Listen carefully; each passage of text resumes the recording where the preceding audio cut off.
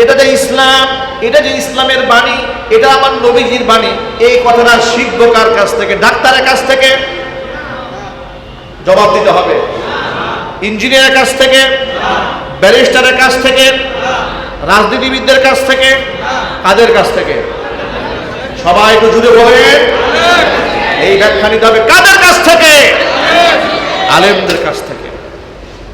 সমাজের মধ্যে কিছু দাম্ভিক অহংকারী রাজনীতিবিদ এমন আছে, বলে যে আমাদের দল যেটা করে এটা জায়েজ কিংবা নাজায়েজ, এই ফতোয়া আলেমদের কাছ থেকে নিতে হবে না।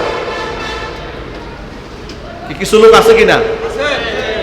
তাহলে আচ্ছা, আমরা যা করি সেটা জায়েজ কিংবা নাজায়েজ, এই ফতোয়া আলেমদের কাছ থেকে নিতে হবে না।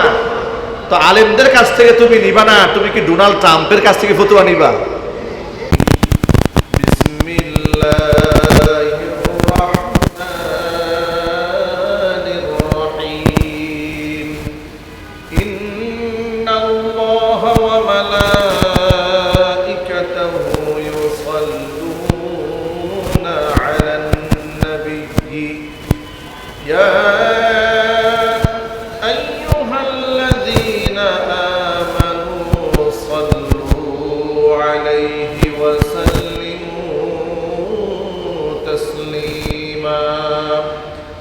اللهم صل على محمد وعلى آل محمد كما صليت على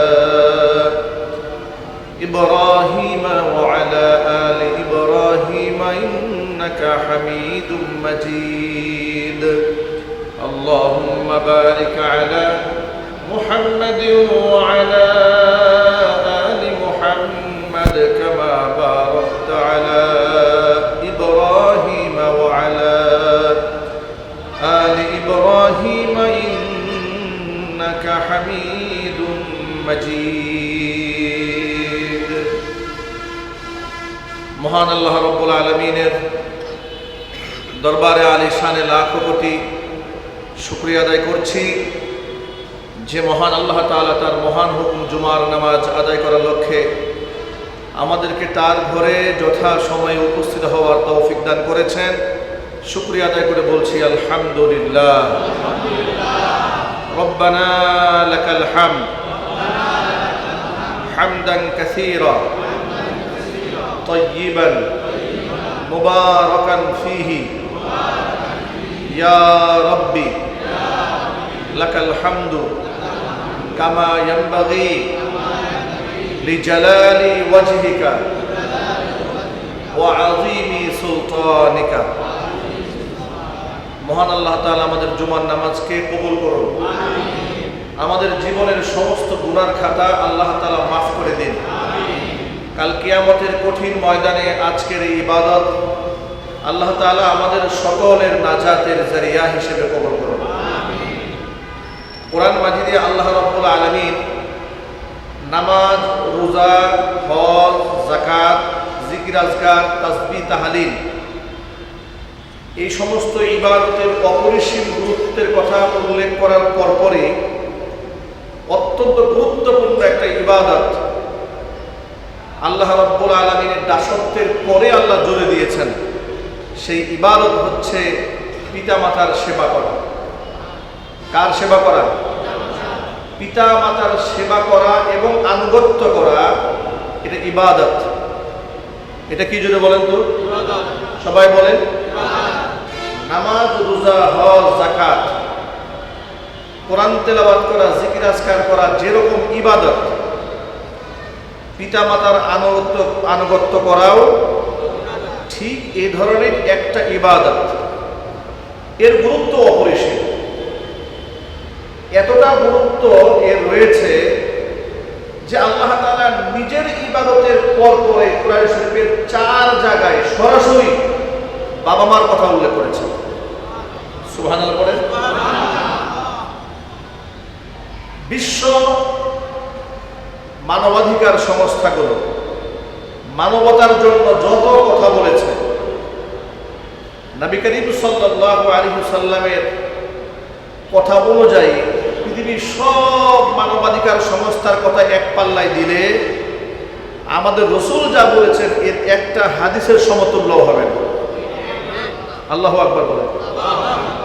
এত তাত্ত্বিক, এতটা নিগূঢ় রহস্যময়, এতটা গভীর অর্থবোধক কথা, এতটা মর্মবাণী স্পর্শ করতে পারে, এতটা আবেদনময়ী কথা, এটা আল্লাহ নবী সাল্লাল্লাহু আলাইহি ওয়াসাল্লামের জবান থেকে আল্লাহ বের করে দিয়েছেন। এই জন্য আল্লাহ রসুল ছিলেন জাওয়ামিউল কালিম। জাওয়ামিউল কালিম কাকে বলা হয়?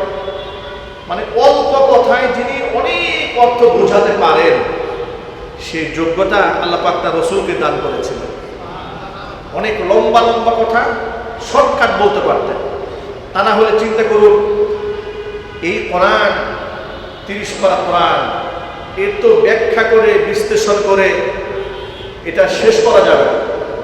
মহান আল্লাহ পাক যেখানে বলেছেন, লাউ আন্না মা ফিল আরদি মিন শাজারাতিন আকলাম ওয়াল বাহরু ইয়ামুদ্দুহু মিন বা'দিহি সাবআতু আবহুরিন মা নাফিদাত কালিমাতুল্লাহ। তামাম পৃথিবীর সকল গাছগুলা যদি কলম হয়ে যায়, তামাম পৃথিবীর সমস্ত পানি যদি কালি হয়ে যায়, পানি নামক কালি দিয়ে, গাছ নামক কলম দিয়ে যদি আমার কালামের ব্যাখ্যা লেখা শুরু হয়ে যায়, তামাম দুনিয়ার সমস্ত গাছপালা, পানি সব শেষ হয়ে যাবে। সমুদ্রের সাথে যদি আরো 7টা সমুদ্র যুক্ত করে দেওয়া হয়, সেগুলো শেষ হয়ে যাবে, কিন্তু আল্লাহ পাকের কালিমার ব্যাখ্যা লেখা শেষ হবে না। এত মহান কিতাব, এত আজিম কিতাব, মাত্র 23 বছরের নবুয়তের জিন্দেগিতে সেই কিতাবের আদ্যপান্ত ব্যাখ্যা, বিশ্লেষণ, তাফসীর সব জাতির সামনে উপহার দিলেন। জিহাদ, পারিবারিক শিক্ষা, সামাজিক শিক্ষা, প্রতিবেশীর সাথে আচরণ কি হবে, রাষ্ট্রীয় আচরণ কি হবে, মুআমালাত, বিচার, যুদ্ধ বিগ্রহ, সব মাত্র 23 বছরের মধ্যে শেষ করে দিলেন। সুবহানাল্লাহ। একেবারে পায়ের নখ কাটা থেকে শুরু করে মাথার চুল কাটা পর্যন্ত সব কাজ রেকর্ড হয়ে থাকে। পৃথিবীতে কোনো মানুষের জীবন এভাবে সংরক্ষিত হয়নি। মজিদ সাহেব, আওয়াজ অস্পষ্ট, এটা প্রতি জুমায় ডিস্টার্ব হচ্ছে, খুব ডিস্টার্ব হচ্ছে, কথা বোঝায় জানা গেছে। আমি নিজেই কথা বুঝতে পারতেছি। ইকো একদম বাদ দিয়ে দেন, ইকো সব বাদ দিয়ে দেন, ডিরেক্ট বক্স দিয়ে দেন। গুম গুম আওয়াজ করে কেন? একদম স্পষ্ট করে দেন আওয়াজ। ইকো টোটাল বন্ধ করে দেন, ইকো বাদ দিয়ে দেন, সরাসরি আওয়াজ দিয়ে দেন, আওয়াজ ক্লিয়ার করেন। এবার ভলিউম দেন।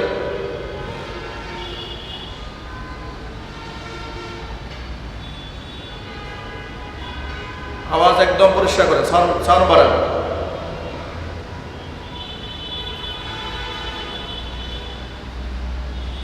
নবী করিম সাল্লাল্লাহু আলাইহি ওয়াসাল্লামের পায়ের নখটা কিভাবে কাটতেন তা সংরক্ষিত হয়েছে।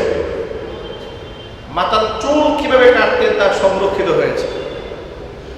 তিনি বাথরুমে কিভাবে ঢুকতেন আর কি করে বের হতেন তা সংরক্ষিত হয়েছে।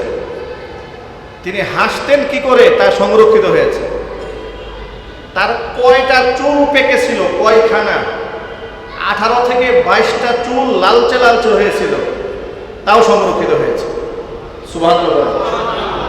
পৃথিবীতে এমন কোন সভ্যতার দাবিদার মানুষ দাবি করতে পারবে যে আমাদের একজন মনীষী আছে, যে মনীষীর সব কথা আমরা জানি? পারবেন না। আপনি আমাদের দেশে যারা বড় বড় রাজনীতিবিদ রয়েছেন, মনীষীরা রয়েছেন, তাদের কিছু কর্মকাণ্ড মানুষ জানে। সে কিছু কর্মকাণ্ড কি?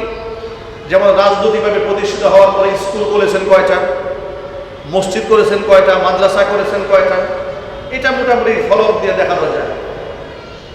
কিন্তু এই ভদ্রলোক তার বউয়ের সাথে কি ব্যবহারটা করেন সেটা কোনো বইয়ে পাবেন না, কারণ বইয়ের মধ্যে সে লিখতেও দিবে না। ঠিক না ভাই? বলে মানুষ যে আত্মজীবনী লেখে, আত্মজীবনের মধ্যে নিজের কোনো দোষ লেখে না, লেখে শুধু গুণগুলো লেখে। কথা বলেন, ঠিক না ভাই? বলেন নিজের জীবনী যারা লেখে, আত্মজীবনী, যে অমুকের আত্মজীবনী, তমুকের আত্মজীবনী, কিন্তু সফলতার মাপকাঠি ইত্যাদি বিভিন্ন নাম দিয়ে দিয়ে যে হিস্ট্রিটা আপনাদের সামনে শোনায়, তার সফল হওয়ার পরে তার নান্দনিক যে গল্পগুলো চিত্তাকর্ষক, মানুষকে খুব একদম চাঁদের দেশে নিয়ে যাবে, স্বপ্নের যুগে ভাসায় দেবে, এই ধরনের বক্তব্যগুলো ছাড়া জীবনের সকল দিক একসাথে তুলে ধরা হয় না, আর একসাথে তুলে ধরা সম্ভবও নয়। কারণ দোষে গুণে মিলে মানুষ, আমাদের দোষ ত্রুটি রয়েছে। আল্লাহর নবী সাল্লাল্লাহু আলাইহি ওয়াসাল্লামের বিষয়টা সম্পূর্ণ আলাদা। যেহেতু হুজুরের জীবনের কোনো দোষ বলতে কিছুই ছিল না, মহান আল্লাহ পাক তার নবীকে বেগুনা মাসুম রেখে দিয়েছিলেন, বেগুনা মাসুম রেখেছেন। কোরআন বলেছে লিয়াগফির লাকাল্লাহু মা তাকদ্দামা মিন যামবিকা ওয়া মা তাআখার, পূর্বাপর সমস্ত গুনাহ আল্লাহ পাক মাফ করে রেখে দিয়েছিলেন। আল্লাহ পাকের আপন কুদরতি তিনি তার জবানকে হেফাজত করেছেন, তিনি কন্ট্রোলে চলেছেন, সগীরা কবিরা জাহিরি বাতিনি কোনো গুনাহ হয় নাই। যার ধরুন নবীজির রাতের আধারে স্ত্রীর সাথে সময় কাটিয়েছেন, কোন স্ত্রীর ঘরে কয়দিন গিয়েছেন সে কথাটাও হাদিসের মধ্যে পাওয়া যায়। জোরে জোরে বলেন সুবহানাল্লাহ। ফরজ গোসল কিভাবে করেছেন হাদিসে পাওয়া যায়, ওযু কিভাবে করেছেন হাদিসে পাওয়া যায়। সুবহানাল্লাহ বলবেন না? আর আমরা যারা সাধারণ মানুষ, আমাদের ফরজ গোসলের ইতিহাস মানুষকে বলা যাবে? এর শোনানো সম্ভব? আমরা এতটা নোংরা, এতটা গুনার মধ্যে নিমজ্জিত, পাবলিকলি ফাঁস করার কোনো সুযোগ নাই। আর আল্লাহ নবীর গোটা জীবন আযহারু মিনাশ শামস, সূর্যের চেয়ে স্পষ্ট। এখানে দেখবেন গোপন রাজ, আধ্যাত্মিকতার নামে একেবারে রহস্যময় কিছু নাই। দেখবেন আমাদের দেশের এখনো পর্যন্ত কিছু আধ্যাত্মিক দল বা সুফি দল রয়েছে যারা এখানে এমন এমন কাজ করে যে পাবলিকলি প্রচার করা যায় না। ঠিক না? ঠিক বলে পাবলিকলি প্রচার করা যাবে না, বলবে এটা আশুক মাসুকের ব্যাপার, এটা মুর্শিদ আর ভক্তের ব্যাপার। ভক্তের সাথে মুর্শিদের কি সম্পর্ক হবে এটা ভক্ত আর মুর্শিদেই বুঝবে, এটা পাবলিক করা যাবে না। এই ধরনের বক্তব্য অবলীলায় বলে বেড়ায়। কিন্তু মুহাম্মদ রাসূলুল্লাহ সাল্লাল্লাহু আলাইহি ওয়াসাল্লামের জীবনটা আমাদের কাছে সূর্যের আলোর চেয়েও স্পষ্ট। ১,৫০০ বছর আগে রাসূল কান্না করছিলেন, চোখ দিয়ে পানি বেয়ে যাচ্ছিল। সাহাবী বললেন, হে আল্লাহর নবী, আপনিও কান্না করেন? নিজের ছেলে ছোট্ট ইব্রাহিম মারা যাওয়ার পরে তিনি কান্না করছিলেন কোলে নিয়ে। হুজুর আপনিও কান্না করেন? রাসূল বললেন, হ্যাঁ, এটা আল্লাহ পাকের পক্ষ থেকে বান্দার উপরে বান্দার দয়া। সুবহানাল্লাহ। চোখের পানি ছাড়া নিষেধ নয়, নিষেধ হচ্ছে বিলাপ করে চিৎকার দেওয়া, আল্লাহরে গালি দেওয়া, চুল টেনে ছিঁড়ে ফেলা, জামা টেনে ছিঁড়ে ফেলা, আর বলা আল্লাহ এত লোক থাকতে তুমি আমারই চোখে দেখলা, এত লোক, এগুলা বলা হচ্ছে অন্যায়। নবী করিম সাল্লাল্লাহু আলাইহি ওয়াসাল্লাম চোখের পানি ছেড়েছেন, তাও সংরক্ষিত রয়েছে। আল্লাহু আকবার বলেন। এইভাবে গোটা জীবনকে সাজিয়ে রাখা হয়েছে। কেন? এই জন্য রাখা হয়েছে যাতে করে এই কোরআনের ব্যাখ্যা রাসূল যেভাবে দিয়েছেন হুবহু মানুষের কাছে পৌঁছতে পারে। যদি হুবহু সংরক্ষিত না হয় আমরা তো কোরআনের ব্যাখ্যা বুঝবো না। আচ্ছা প্রিয় বন্ধুগণ, এখানে অনেক ভাইরা আছেন মাদ্রাসায় পড়েন নাই, কিন্তু অনেকেই বাংলা তরজমা কোরআন শরীফ মোটামুটি অনেকটা পড়েছেন, টুকিটাকি তো পড়েছেন। এই যে ৫ ওয়াক্ত নামাজ আমরা মসজিদে জামাতের সাথে আদায় করি, নামাজের কথা কোরআন শরীফে আছে না নাই? এটা যদি বলতে হবে। প্রত্যক্ষ এবং পরোক্ষ জায়গা মিলে ৮২টা আয়াতের মধ্যে নামাজের কথা এলো। এই যে নামাজের কথা এসেছে, সেখানে জোহরের নামাজ ৪ রাকাত ফরজ, আসরের নামাজ ৪ রাকাত ফরজ, মাগরিবের নামাজ ৩ রাকাত ফরজ, এশারের নামাজ ৪ রাকাত ফরজ, ফজরের নামাজ ২ রাকাত ফরজ। এই কথাটা কি এখানে লেখা আছে? বুঝতে কষ্ট হয়েছে এই কথাটা? এর জুড়ে বলে এই কথাটা কি কোরআন শরীফে লেখা আছে? কোরআন শরীফে কি আছে? আকিমুস সালাহ, নামাজ কায়েম করো, আতুজ যাকাত, যাকাত আদায় করো, ওয়ালিল্লাহি আলান নাসি হিজ্জুল বাইতি মান ইসতাতা ইলাইহি সাবিলা, যাদের সামর্থ্য আছে এদের উপর আল্লাহর হক হচ্ছে হজ করা। ওয়াদ্দিন ফিন নাসি বিল হাজ্জি ইয়াতুকা রিজালান ওয়া আলা কুল্লি দামির ইয়াতুনা মিন কুল্লি ফাজ্জিন আমিক। ইব্রাহিম আলাইহিস সালামকে বললেন হজের ঘোষণা দিয়ে দাও, এরা পায়ে হেঁটে আসবে, ঘোড়ায় চড়ে আসবে, দূর দূরান্ত থেকে আসবে। এই যে কত জায়গার মধ্যে হজের কথা বলা, যাকাত দেওয়ার কথা বলা, নামাজের কথা আল্লাহ বলেছেন, কিন্তু বিস্তারিত বর্ণনা কোরআন শরীফে দেওয়া নাই। নামাজ আমি কোন ওয়াক্তে কিভাবে পড়ব, হাত আমি কোথায় বাঁধবো, নামাজে দাঁড়িয়ে আমি তাকিয়ে থাকবো কোথায়, এর কোনো শিক্ষা কোরআন শরীফে স্পষ্ট বর্ণনা নাই। কোরআন শরীফে শুধু মৌলিক কথাগুলো আছে, আর এই মৌলিক বর্ণনাগুলো শিখতে হয় বিশ্বনবী মুহাম্মদ রাসূলুল্লাহ সাল্লাল্লাহু আলাইহি সাল্লামের হাদিস থেকেই।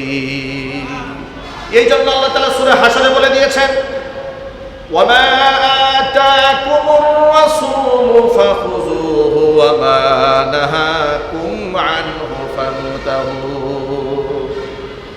আমার রাসূল তোমাদের মধ্যে যা নিয়ে এসেছেন তা তোমরা আঁকড়ায় ধরো, যে কাজ থেকে নিষেধ করেছেন সেখান থেকে বিরত থাকো।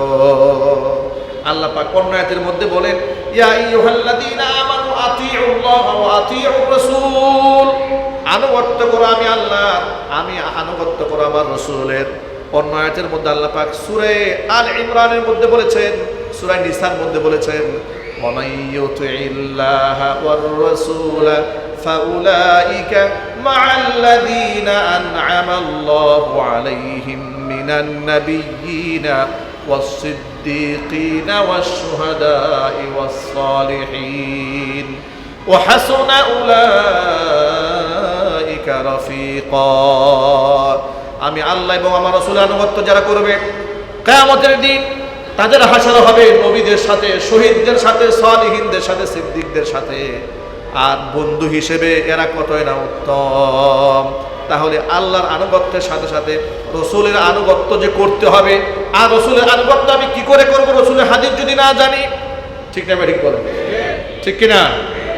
এই আমাদের সমাজে নতুন একটা ফিতনা আবির্ভাব ঘটেছে। তারা বলে হেদায়েত পাওয়ার জন্য শুধু কোরআনটাই যথেষ্ট, হাদিসের কোনো দরকার নাই।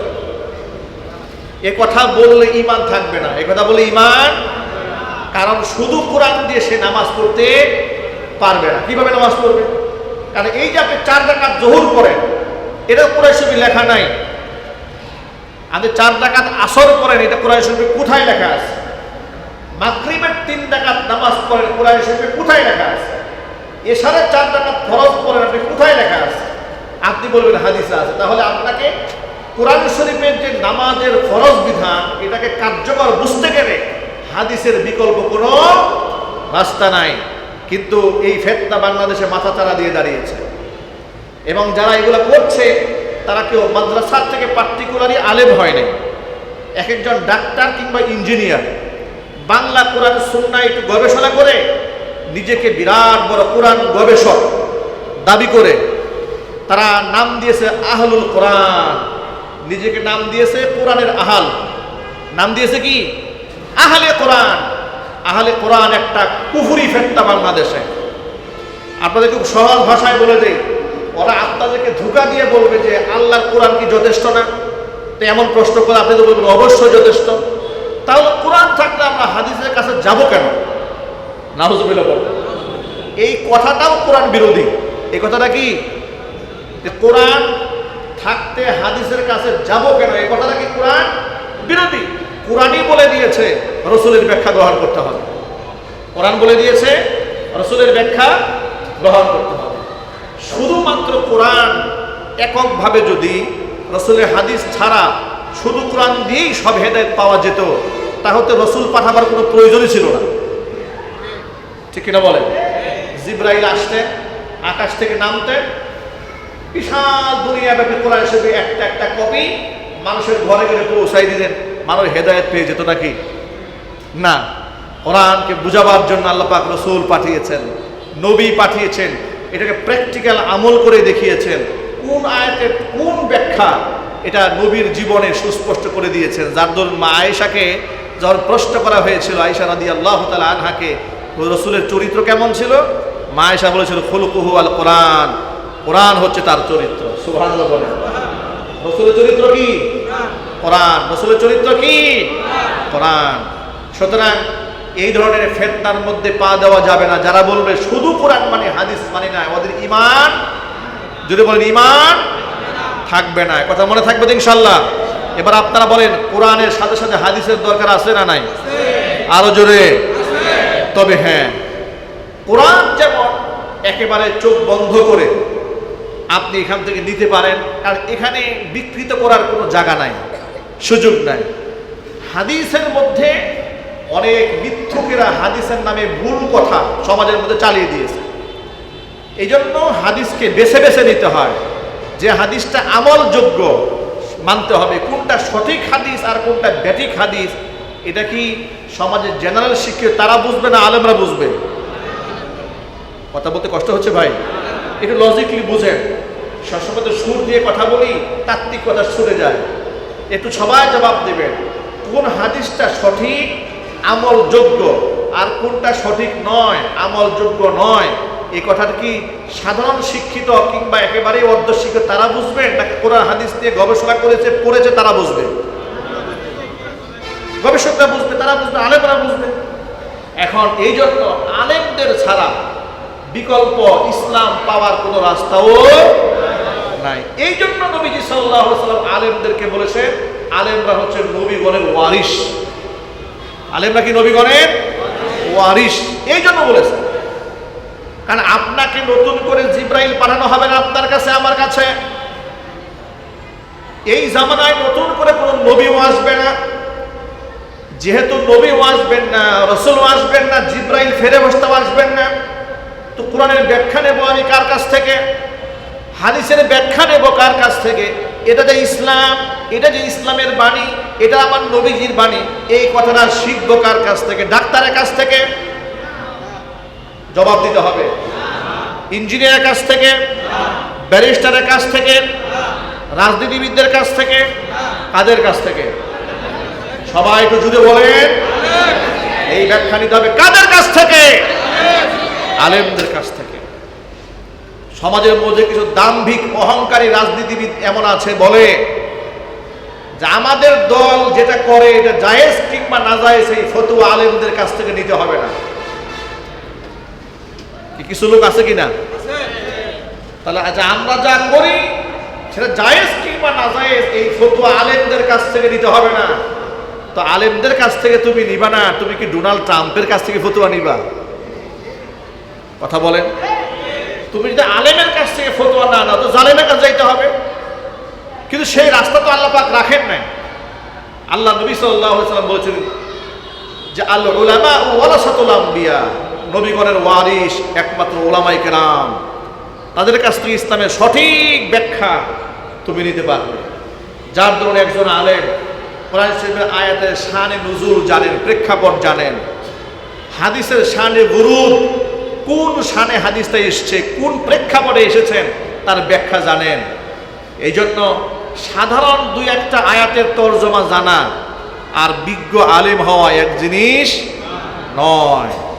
যেমন বাইতুল মোকাররম জাতীয় মসজিদের বর্তমান সম্মানিত খতিব মুফতি আব্দুল মালিক হাফিজাহুল্লাহ, ওনাকে শুধু মুফতি বললে ওনার ইলমের একটু ইহানা হয়। কারণ আল্লাহ পাক তাকে যে মর্যাদা আর ইলম দিয়েছেন, এটা শুধু মুফতিদের কাজ না, এটা ফকিহ।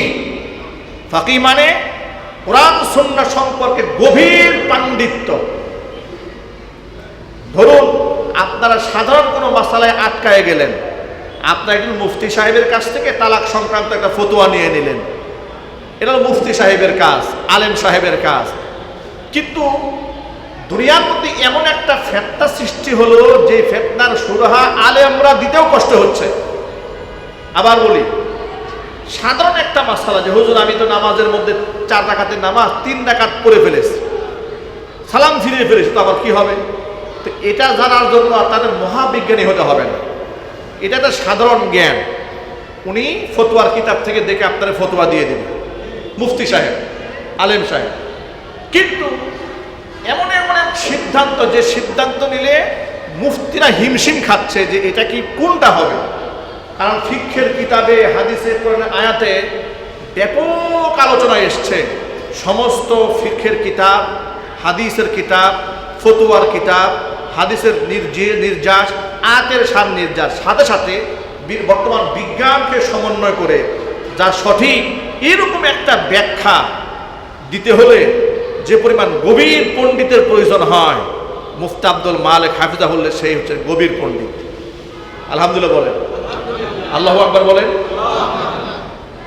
এই যে গোটা বাংলাদেশে গত ঈদের সময় দেখেছেন নতুন একটা ফেতনার আবির্ভাব ঘটেছে। 2 দিন আগে ঈদের নামাজ পড়ে ফেলছে। কয়দিন আগে? কেউ পড়েছে 2 দিন আগে, কেউ পড়েছে 1 দিন আগে। 3 জনে মিলে ঈদের জামাত পড়ে ফেলছে। তারা কি বলে? তারা বলে সৌদি আরবের চাঁদ দেখা গেছে, অতএব দুনিয়ার কোথাও না কোথাও চাঁদ দেখা গেছেই, ওর সাথে মিলে আমরা চাঁদ দেখব, বাস আমরা এখন ঈদ করব, আমরা এখন রোজা রাখবো। নাউজুবিল্লাহ পড়েন। এখন এই বিষয় নিয়ে মুফতি আব্দুল মালিক হাফিজাহুল্লাহকে ডাকা হলো।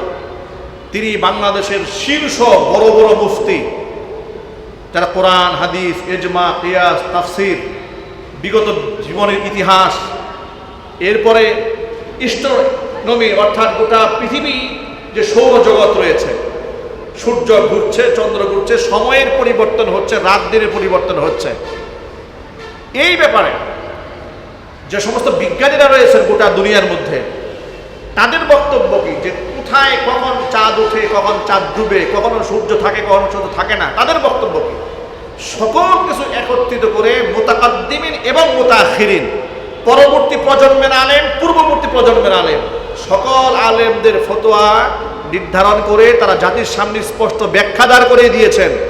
এ কথাই বিজ্ঞানসম্মত, হাদিস সম্মত, ফিকহ সম্মত, যে দেশের মানুষ যখন চাঁদ দেখবে তখনই তাদের ঈদের চাঁদ দেখা যাবে। চিৎকার দেখুন সুবহানাল্লাহ। রোজা কখন থেকে রাখবে? এই দেশের মানুষ যখন চাঁদ দেখবে তখন থেকে রোজা রাখবে। এই দেশের লোকেরা ঈদের চাঁদ দেখবে তখন থেকে রোজা রাখা বন্ধ করবে। এই যে এই ধরনের গভীর পাণ্ডিত্যমূলক সিদ্ধান্ত রাস্তাঘাটে লোক দিতে পারবে? জোরে বলেন। হ্যাঁ, বলতে পারবে, কিন্তু সাহস নিয়ে দাঁড়ায় যেতে পারবে না। এই ধরনের পাণ্ডিত্যপূর্ণ জ্ঞান আল্লাহ রাব্বুল আমিন মুফতি আব্দুল মালিক ফকিহ, বাইতুল মুকাররম জাতীয় মসজিদের খতিব, আমি যার কাছে বুখারী শরীফ পড়েছি, আমি সরাসরি তার ছাত্র, আল্লাহর ওলি, আল্লাহর কাছে আমরা তার নেক হায়াতের জন্য দোয়া করি। সকলে বলে আল্লাহুম্মা আমিন। তার খিদমতকে আল্লাহ কবুল করেন। জোরে বলেন আমিন। কিছু কিছু বেয়াদব আছে, বলে যে না, আমাদের এই সমস্ত খতিব চতিব দরকার নেই, আমরা আলেমের কাছে যাব না। তুমি যাইবা কার কাছে?